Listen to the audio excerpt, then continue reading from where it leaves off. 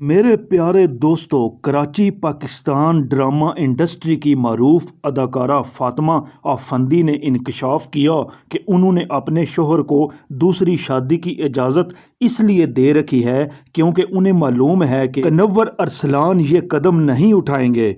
अदाकारा ने हाल ही में निजी टीवी के एक मज़ाहिया शो में बतौर मेहमान शिरकत की। इस दौरान उनके हमरा मारूफ अदाकारों मेज़बान अहमद अली भट्ट भी मौजूद थे। फातिमा आफंदी ने शो के दौरान मोहब्बत और शादी पर खुलकर बात की।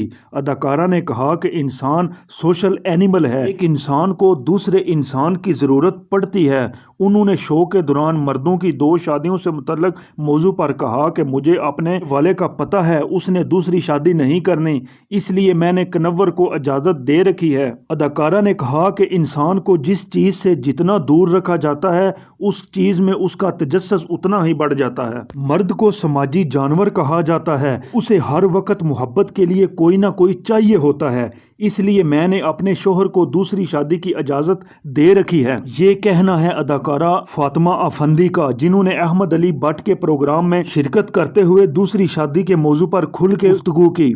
फातिमा आफंदी की बात के जवाब में अहमद अली भट्ट का कहना था कि फातिमा नाम की ख़वातीन अपने शोहरों को दूसरी शादी की इजाज़त दे देती हैं। वाज़िया रहे कि अहमद अली भट्ट की अहलिया का नाम भी फातिमा है, जबकि शो की मेहमान फातिमा आफंदी की शादी अदाकारा अरसलान कन्वर से हुई है और दोनों के 2 बच्चे भी हैं। तो दोस्तों, ये थी आज की छोटी सी वीडियो।